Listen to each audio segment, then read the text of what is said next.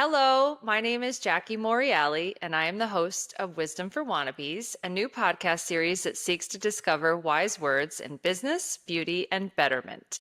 Today, I am joined by a very special guest who I have had the pleasure of knowing and learning philosophy from for the past year as part of the class that she teaches as a volunteer for New Acropolis, USA. It is my pleasure to introduce Professor Melissa Andrade Costa, who is a professor at New Acropolis for over 20 years, teaching a variety of courses including ethics, sociopolitics, symbology, Eastern philosophy, and psychology with a philosophical approach. She currently serves as the National Secretary of Institutional Relations for New Acropolis in the Brazil North sector and is also collaborating professor at New Acropolis in the USA. Professionally, Melissa is a senior evaluator consultant with over 20 years of experience working with the United Nations agencies at the global, regional, and national levels. She has primarily worked in Latin America, Sub-Saharan Africa, and Southeast Asia, covering areas such as intellectual property, human rights, child protection, security, health, migration, and gender equality. Professor Melissa is enthusiastic about exploring the inner mysteries of life, connecting with life's higher purpose, and bringing timeless philosophy into today's world as a tool for improvement. She is dedicated to finding new ways to awaken and renew the human soul as a foundation for societal change. It is my pleasure to provide a warm welcome for you, Melissa. Thank you so much for joining today. It's really a pleasure, Jackie. Thank you so much for the invitation. I'm really happy about your project, Wisdom for Wannabes. I love the name. Thank you. Let's start with some background questions. Can you please tell us your hometown and your current location? Currently based in Brasilia. I was born in Brazil, in Brasilia. I have lived here most of my life, but have traveled to many countries. Have lived in the US, in Canada, and also in the UK. But I'm now based in Brasilia, in the capital of Brazil. You are my first international guest on this podcast, and I'm so excited to have you with us today. In a few words, what do you do and what is your passion? There we go. Jackie, on a volunteer basis, I'm a professor at New Acropolis, which is this international school of philosophy where we promote the arts and we also practice volunteerism. And what is my passion? My passion is really about understanding the big picture in life. It has always been since I was a child. It's about serving and being a volunteer. All the work we do in New Acropolis is volunteer. It's really about connecting to high ideals and bringing those high ideals to everyday life and also public policy. That's something now that I'm aspiring to do more. It is to make those ancient traditions and old knowledge from the past to come back and inspire policymakers so that we can actually bring those ideals back into society, because I think they're a little bit lost. I think we're a little bit lost in the way we run society today. I think it's very timely that we can actually bring those old ideas and old knowledge to our society today and renew our soul. That's my purpose and my passion now. Love it. You are changing the world every day, Professor Melissa. I feel very inspired by you, and thank you for all this work that you're doing. It's my pleasure, and it's an honor that you have joined us in New Acropolis. What is your favorite part of your job? As a professor in New Acropolis, it's about preparing the class and connecting to these high ideas. As I practice my classes and talk about justice and talk about the good, I'm challenged to actually see those ideas in my daily life. I think it's a great joy to be able to connect those high ideals, be inspired by them, try to make them alive in the way I led my life so that I can share that with my students. I think a great part of the work is connecting to people like you. Well, we see, Jackie, I'm here in Brazil, you're there in the US, but we all have the same needs. We all want to be happy. We all want to find purpose. We all want to have harmonious relationships. The answers I give to my life can be useful for you. The answers you give to your own life can be useful to me as well. I think that exchange of experiences, trying to leave those ideas and connect to people like yourself and like people who might be watching us, is a pleasure. We're all together in this endeavor of making life more purposeful and also serving in a better way. That's what I like the most. Get in touch with the ideas, teaching them, and trying to live them in my everyday life in conversations like this one. You are doing that and so far beyond that. But let's get to know you even better. So, some quick fire questions. Professor Melissa, what is your favorite food? Anything that fits the body and the soul, I'm quite flexible. Love it. What is your favorite book to read? It's difficult to talk about one single book, Jackie. There's just so many books. I can tell you about a book that I just went through last year for the second or third time, which is a book called Tao Te King, which is from the Chinese tradition. Yes. Helped me go through a period of change that I had last year. And it was very helpful because it talks about the ever changing life that we have. That was very insightful. Right at the top of my pile is Confucius and this collection in Lao Tzu. We're literally on the same page with that Yes. one. Yeah. What is your favorite animal? Jackie, I have two cats at home. I really like cats. I think pets make us better human beings. We help with their involvement, but they help us as bringing us a lot of care, and I really like them. Your favorite two animals. That's fair. I agree. Having a pet has changed my life and is wonderful. What is your favorite flower? I really like sunflowers Ooh, beautiful. because they're always directed towards the sun and they shine and they bring joy and inspiration. Whenever I can, I have sunflowers around. I like them a lot. What is your favorite place? You know what my favorite place is, Jackie? My heart. In Yes. Chinese philosophy, the heart is where our home is. In acupuncture and all the Chinese medicine, they have the heart as our home. My favorite place is my heart because it doesn't matter where you are. You can live anywhere. You're going to be fine. You adapt. You're flexible. You adjust. I totally agree. I love that answer. Who is your favorite philosopher if you can't pick yourself? A philosopher that inspires me a lot, a thinker, that is Elena Petrovna Blavatsky, the Russian philosopher, Yes. who was responsible for bringing a lot of the Eastern tradition and knowledge to the West in the 19th century. She was an example of a very brave woman who defied a lot of prejudice and ideas at her time. I'm deeply grateful for her because what she brings to us is very enlightening in terms of answers. I pledge my homage to her because she's an inspiration as a very dedicated person who opened the doors so that we could have a grasp of that very profound knowledge that we have today in Acropolis. I completely agree. Reading her book, the one that we The read for the voice of court, The silence. Voice of Silence, I can only imagine her journey of going to Tibet and living among monks as a Russian woman and understanding their culture, way of life, language well enough to transcribe it into this book that spread these ideas from the East around the world. Like She that has answer. her life dedicated towards bringing those ideas. So she's an example. And a pioneer, yes. Do you have a hidden talent? And I think I have creativity as a hidden talent in the sense that I love the arts. I like writing as well. I think imagination really connects us to higher grounds. That's one thing that Blavatsky would say, that our imagination is a door to our higher self. I feel very connected to that. Getting inspiration for my imagination and putting those ideas into practice. So creating and writing. I can't wait to read more of your writing and see where that creativity takes you. Being in your class and learning from you, I know that you're able to use your imagination to create these analogies with different things in daily life and how they relate to centuries old philosophical ideas. I've learned a lot from you in that way because you're able to make it relevant to me and to other people and what we're experiencing every day. You always pick the best pictures to illustrate whatever concept you're talking about, the most beautiful pictures that really resonate and give me a visual to understand a difficult, complex concept. So thank you for applying your creativity in the classroom as well. Let's talk more about you and your educational background. You've studied in Brazil as well as in London. How has your educational background contributed to your career and your teaching now?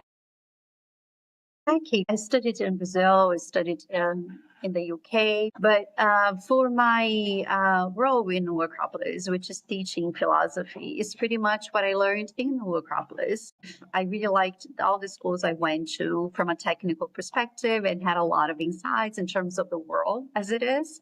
In Acropolis, as I dove into Plato, for example, and I looked at the archetypes and a better world vision. When I came into my first political science class in university, I was very fortunate to bring in a different perspective because the way we see politics today in political science, it's much more from a pragmatic, Machiavellic perspective as opposed to a Platonic perspective. I was fortunate to make that clash within myself and see that there are other ways of looking at the world. The way the university has to present to you the world is only one possibility. What really made me the way I am today was the philosophical perspective that I had access to because it helped me look at the world from a more idealistic perspective, not idealistic in the naive sense, but idealistic in the sense of looking at things as how they ought to be as an ideal and is how it made sense to me. What often happens is that we are presented in university to a world perspective that's only grounded on things as they are, but with no dreams attached to it. I think that's really a problem with university nowadays. What was really important was the myriad of classes I had with Luis Carlos, with all the professors in Acropolis, helped me open up my mind. When I was a child, I had a dream of learning how the world worked, understanding how the world worked and navigating through it and helping changing it. What I was presented to was with perspectives of the beginning of the world with Blavatsky in Cosmogenesis, the dawn of mankind with a different perspective. It helped me go into the heart of the world. So it Yes. broadened my mind in a beautiful way that I really enjoy. It helps me in my work. So I do evaluation, I do the technical things, but with a philosophical perspective, and it makes a big difference. When you see the underlying patterns of life, you can understand the big picture and see what's behind in terms of human nature. In any organization, you work with marketing, you work with management of business. The dramas of organizations, they repeat themselves everywhere you go. I went to Africa, in Latin America and Southeast Asia, but human nature repeats itself. The same patterns come back and back again. It's about human connection and understanding human life wherever you go. It's not only technical, it's not only context specific, but it's universal. So it really helped me in my own work. It connected both worlds. The technical side, as you're knowing that going to do statistics with the underlying patterns of life, then it brings meaning to whatever you do. It brings more depth. Yes. It brings you a way of looking at the world that's more insightful and not only technical. I think that combination of both types of knowledge was very important to me. Tell us a little bit more about your work. I know that you're the director for Nike Consultancy in Brazil, and you work all around the world from Africa to Southeast Asia, Brazil, US. How do your evaluations of international organizations affect the nonprofit world? Jackie, evaluation is really about finding out what's going well and what's not going so well. So we bring insights into reality. The experience I had in doing evaluations for the UN, say in Honduras, for example, or in other countries, is that it's really good for you to have an outside perspective who's not involved in daily life so that you bring no insights to whatever is taking place on the ground. It helped to do the dialogue between policymakers and NGOs and different types of people and bring different types of people together so they can dialogue and it can, from an outside perspective, bring insights into what's happening. They can reflect upon their own practice and do it better in the future. That's actually what I do in class as well for you as students of philosophy. Dialogue. I've learned that dialogue is really key. Asking the right questions so that you make people think. And as they think, they have insights and realizations, and that helps them evolve. It can be in an organizational setting, it can be at a philosophical class, it can be anywhere. It's about dialogue. I think philosophy has a lot to do with dialogue and evaluation as well, because it's about putting different people together and helping them think about how can do better in the future. That's what I do in different countries and parts of the world. You have a real talent for communicating and for figuring out human nature and connecting with people. It's so interesting to me that despite different organizations, different situations, classroom versus career, you're able to find patterns that repeat. It's so interesting to me how you apply your philosophy for over 20 years of learning to your daily life. You're able to apply one to the other and make such an impact. Very often, people, we all do, we separate things in our minds in terms of spiritual life, high concepts and ideals in our daily life. That's something that is moving me a lot and trying to more and more make the bridge and be one the things that we do. That's something I'm learning with my professor as well, Ms. Carlos, which is really about bringing presence and our heart and our soul into everything that we do in our daily life, from washing the dishes, having the car washed, doing business and grocery shopping and etc. Because if we're in the supermarket and we're there and happy and present, we're a spiritual being going through the supermarket, making our shopping and making the bridge. It's not a stopping and meditating and then just going there and shopping. And it's two different worlds that do not connect. No, it's the opposite. I think that is the greatest challenge and legacy we as human beings need to live for the world as it is now and make the bridge. We came from an era of Middle Age where it was all about religion, but in a shallow way. Now it's all about reason, but it's not religion versus reason. It's not spirituality versus reason and technical things. It's about us being very intuitive and at the same time very rational. It's about being very grounded and at the same time very inspirational. We need to do and be both. We have to build and leave for generations to come. But we need to be able to do it ourselves. That's why we're here, because it's not up to someone else to do it. It's up to us to live well in life and harmonize all the things we have to do with our soul and not being ashamed of talking about those things because they're taboo, Agree.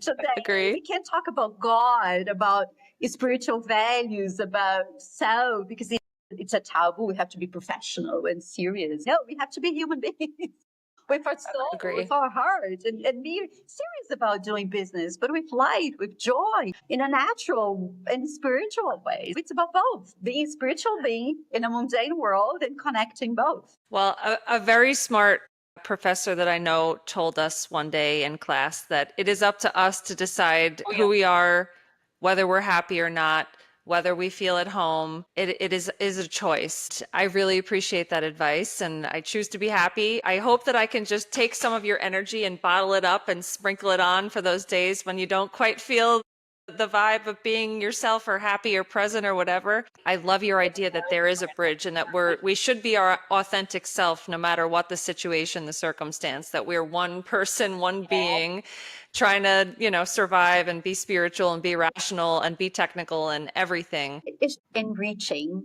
to be living all of that technical and inspirational and spiritual and artistic. Life is very rich, full of experiences. It's true. And it's so good that we're able to do it all. It's part of human. I totally agree.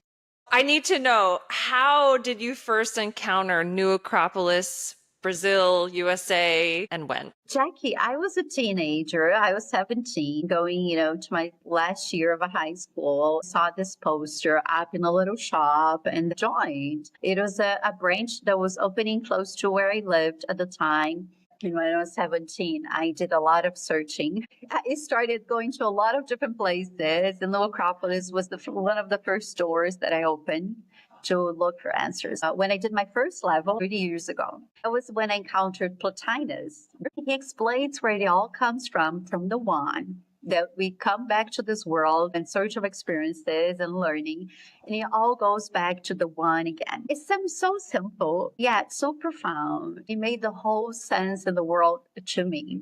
Thinking about where we came from, where we are, and where we need to go to. That's what it's life all about. We came from the same source. We're here living our experiences, and we're going back to the same source again. When I joined New Acropolis, and I read the Bhagavad Gita, this traditional Hindu book, I found it was so enlightening to see other ways of talking about God that was not the God from the Old Testament, in very um, strict. I found that was very enlightening. There are different paths, there are different ways, there are different languages that you connect to. I found that was very inspiring. I agree. The second up book on my little book pile here, it was a very different look into spirituality than my own background. I appreciate it being on the list for your class. Very And interesting. I think what's good about it, it's us exercising the spirit of eclecticism. It's not one specific way, but there are different ways of looking at the ultimate reality of life. I think us being respectful towards different beliefs and ways of looking at the world is essential. That's why philosophy helps us dialogue, see the differences and find commonalities. That's precious in a world that's very much divided. I think that's very needed, being able to talk different languages, different philosophies and different perspectives about the same ultimate reality. I think that's very enriching. It's not one way of looking at things. The world is much bigger than we think it is, and we need to expand. I totally agree. Well, thank you for sharing your stories. I'm trying to picture 17-year-old Professor Melissa finding a poster in a cafe and finding her way into the world of philosophy. I think it was just meant to be. Yeah. So, yeah. I guess that brings us to our next set of questions. Now I know how you got into the study of philosophy. How did you become a teacher with New Acropolis? It is something that I aspired to because it made sense to me. I was inspired by my own teachers. Conveying this beautiful knowledge and beautiful words was always inspiring to me, and I liked it. I attended this preparation course for professors in Acropolis in Brasilia many years ago. I did monitoring other classes, and then I became a professor. That all came very natural because I think, as you said, it's meant to be in terms of a nature. I think who we are, Jackie, and we need to express, in some format. Who we are needs to be expressed, like you now in your path towards creativity and doing new things and setting new dreams and goals for yourself. We need to go after what we have in our hearts. If we deny who we are, we deny our nature, that gets us sick. We need to express our nature and who we are in our hearts. Agree. Agreed. There is one course in Acropolis that you're going to maybe start studying now. We have a chapter on psychology, but it's psychology with a practical approach. It's psychology rooted in ancient classical traditions that talks about self-improvement, self-knowledge, and self-mastery. I find that course very enlightening in terms of giving us insight on how to develop imagination, attention, and developing and mastering our emotions. So I really like teaching that class. It's full of insights. I look forward to that course. Your practices that you introduce your teaching with, asking us to close our eyes and walk us through a meditation or kind of practice is such an interesting and relaxing practice to bring us back to who we are. That's got to be my favorite part of class. Not that I'm picking and choosing favorites because I love it all, but I love the daily practices. They're really helpful. I think, Jackie, what we need to do as we teach and experience philosophy is help people, as you mentioned, experience themselves. I think we very often are disconnected to whom we are. As we connect with ourselves, with our hearts, it all falls into place and it all makes sense. It helps us decide whatever we have to decide. When you go to your heart, you have more clarity, you have more vision, you have more peace inside that can help you move the life in a better direction. It's not about what we teach in Acropolis. It's not about specific answers or solutions for specific problems, but helping people put themselves in an inner position where they can have a better vision. You see the difference? It's not a specific Yes. solutions, but you inside yourself, looking for what's higher, being there at home so that you can see better and decide better and do it better. You're the one who knows best. You're inside. You have the context. You're connected to the people you are. You know best. But you have to know best from in here, not from anywhere outside, but you have to know best from inside. You have to connect and experience your heart and your inside. You have the power to do whatever you need. That's the key that we are trying to pass on. Connect yourself to your heart, and doors will open the direction they have to because you're just being yourself. And that's what matters. Exactly. I don't know what happens to us from childhood to adult, where we kind of lose that sense of who we are. We lose some of our clarity, maybe some of our imagination. I really appreciate all your practices and your teachings to bring us back to that, because it's valuable, and it's our one life, and we have to live it to its fullest. Being connected to ourselves is so important. It's the world. It's the world that puts us on the outside and pressures us. The thing is, it's easy to be, inspired and joyful when you're a child. It's not as easy when you grow into adulthood. That's where our mastery of life comes in. You have to be an expert in life to master your own life, to be able to keep up with joy and lightness in your heart. That's where merit and evolution comes in, because we have to conquer it. We have to master it. It's not free, it doesn't come out of chains. It's something that you have to work hard for. And that's where we Agree. grow. That's part of evolvement and life as it is. While we're talking about adulting, is there anything that we can bring in terms of philosophy learnings to our daily lives, especially in the workplace? There are four things I'd like to mention here. The first thing is being aware. It might sound simple, but it is very difficult and very profound. Just simply being aware. Watch, be present, because very often we're doing something, we're thinking on something else. Our mind's just elsewhere. So being aware, as a lot of people have been talking about lately, is about being present and aware and sensitive towards whatever is happening. It's being attentive. We miss a lot of things from our partners, from our kids, from our family, from our colleagues by not being aware. We lose a lot from life from not being aware. The second thing is learning with everything and everyone. There is a sentence, a quote from Confucius. He says, we should learn from the intelligent, from the wise, and also from the fools. From the wise, and the intelligent, we learn how we should do things. And from the fools, we learn how we shouldn't do things. We learn from both. Totally agree. That's the concept of this podcast, right? Well, not necessarily the fools, but learning comes in all forms and from anyone in every interaction. There's always something to be learned if we are aware and listen, right? Exactly. We can learn from everyone. It's better if we learn from other people's mistakes than by committing our own mistakes, because then it makes our involvement much slower. We don't have to experiment all the drugs to know it's not good for you.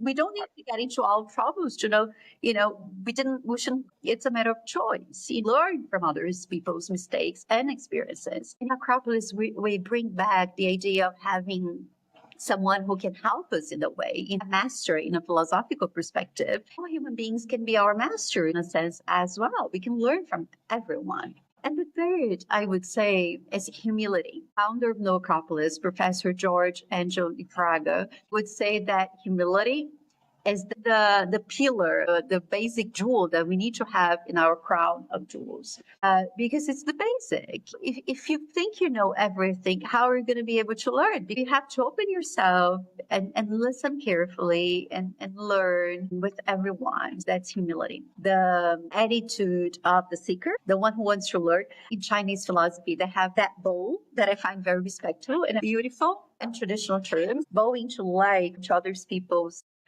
wisdom and learning from them. And I like that attitude of being humble. And fourth, and that applies to life and in work settings, is the concept we talked in Aristotle in Greek philosophy.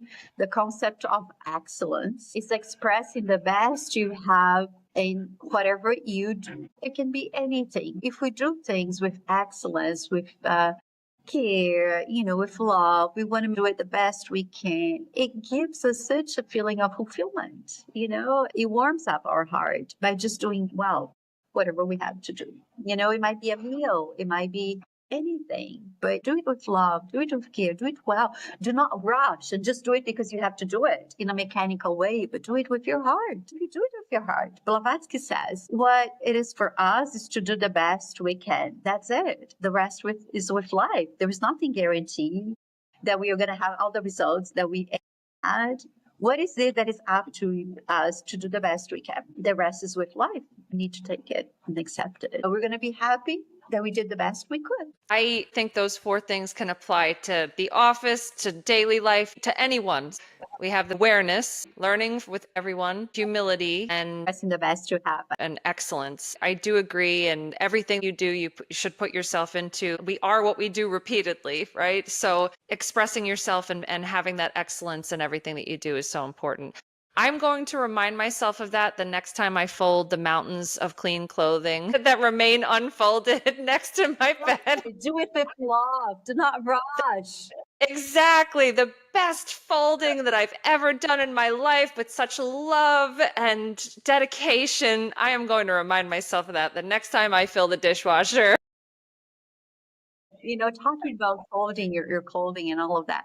There is art in organization. There is a whole now in Agree. organization issues, and it's pleasant, to organize your It is. drawer and do it well and nicely and neat. Agree in terms of the bowing and the Eastern culture and Feng Shui. There's something to it. There really is joy in having that organization.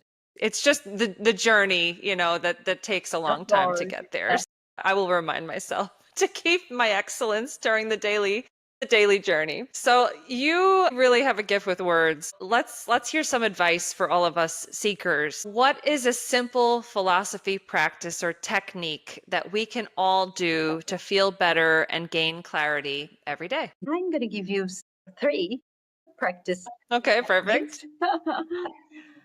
First of all, it's one practice that we encourage a lot in our classes. You've heard that a number of times, and that is to keep a journal, a daily Yes. journal. Actually, a Pythagorean advice, it's an old advice to look at yourself daily, reflect upon who you are, what you did that was valuable, what is it that you have to improve. It can be in the morning, it can be in the evening, but do it daily. It's a precious practice, very enlightening, and helps you to see where you are and what you need to evolve. It sets a mood for the day as well. What is it that I could do better? What is it that I'm working on? It's really helpful. That's number one. Number two, and it's a practice we do in our classes. I really like to have a practice of imagination every day. It sets the mood, you get connected, you see the purpose in life. The third practice or technique I would advise is have a proposal of a virtue you have to develop or look for every day, because we have tasks that we need to accomplish every day, but we need to add also an inner goal for the day. You want to set a tone for a presence or discipline. So today I'm going to be very disciplined, but with presence. I'm gonna Yeah. or having issues with conflicts with people. No, today I'm gonna have a harmonious day. Whatever it is that you might need, but have that inner statement of what you're going to go through in that day. That makes a whole difference. Or anything you're going to observe, I'm going to try to see justice in my life. I'm going to try to see unity today. I'm going to take responsibility for everything that I do. It has to be something that's suited for you as an individual. It's something that you in yourself realize it's relevant for you in your own path. And it's something that's good for you in your own journal. And that's very helpful. One of the hardest things that I've come to realize is that whenever you feel struggle with whatever it is, like you just mentioned some of those virtues, there's growth as you try to get through it, and you can't avoid it. You have to face it and you have to work your way through it. So whether it's patience or justice or feeling harmonious or joyous or just being present, the three-pronged advice with the journaling, your imagination, looking for practical ways that you can apply virtues during your everyday struggles. If all of us practice those three things every day, I would imagine that the world would be a better place to live in. I couldn't agree more, because we'd just be more self-aware and more Self-aware, absolutely. compassionate. Something you said that I found was relevant. Not fighting with things that happen in your life, fighting in the sense that rejecting everything, but it's about taking in whatever life brings and taking it in the best way you can. What exhausts us is to be fighting with life all the time. I don't want this. I don't want to live this. That's not right. That's out of place. No, what life has for you today, take it, experience it, and do the best you can in an active way, in the sense of I'm going to do the best I can with the situation this life is bringing to me. And I think that's very helpful. You're so inspirational to me. My goodness, I'm feeling emotional. Yeah, it touches our heart. It does. It's true. It's not always going to be highs. There's going to be peaks, there's going to be valleys, and we have to learn how to be authentically ourselves and aware and joyous through all of it and willing to learn. Experiencing sad and pain is fine as well. The thing is not sticking to it, it's not Right. staying there, but it's saying what life brings, and seeing what it teaches you. There is a teaching behind sadness as well. There is a teaching behind pain that's valuable. There is a beautiful song by an Argentinian singer that says, thanks to life for everything that I have gone through the joys and also the pain. And thank you, life, for everything that you have given to me. All of it, its dark side and its light side. Thank you for everything. I think that's a great attitude to have, because you know what, Jackie? We learn more in moments of distress. Let's face it. That's true. When That is true. we grow more, we need to be creative. That's why we have to put our armor on in terms of being a warrior, and going out there and making things happen. And it's about showing Agree. merit and our strength and our virtues. I think it's a matter of attitude. When life falls apart, I'm there. No matter what happens, I stand still. I stand there, and that's the attitude. But it's gonna come. Life struggles. It's natural. It's part of the game. So let's take it. Exactly. Let's take it and let's see who we are, right? Let's see who we are and let's practice those strategies and be our strong selves and get through Absolutely. it and learn. I need to know who the singer of that song is from Argentina, or the name of the song, so I can look it up and listen to it. So it's in Spanish. It's a singer called Mercedes Souza. It's beautiful. In Spanish, it would be like, Gracias a la vida, que ha me dado tanto. It Exactly. gave me, reasons for cry and reasons for joy. Thank you for everything. Exactly. I love music like that makes you feel inspired. Absolutely. It's like poetry, but it's poetry. Exactly. Set to song. What advice would you give to someone looking to get started learning philosophy? This is an easy one. Come to New Acropolis, join us for our Exactly. this, and Yeah. come and be with us. The thing is, it's difficult to do it only on your own. You can do it. It starts a great start if you want to start at some point. But it's good to have a method. It's good to have that discipline of having a weekly class and being with people who are like-minded and having some type of guidance. It helps us speed our path. That's why we come together.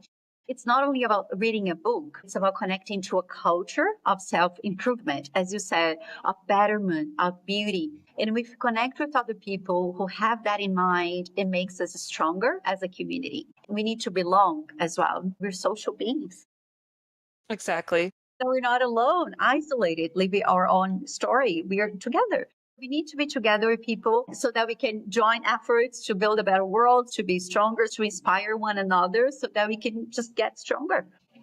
I completely agree. I signed up in support of a friend and to have something to talk with her about. And I had no idea I was going to love this topic.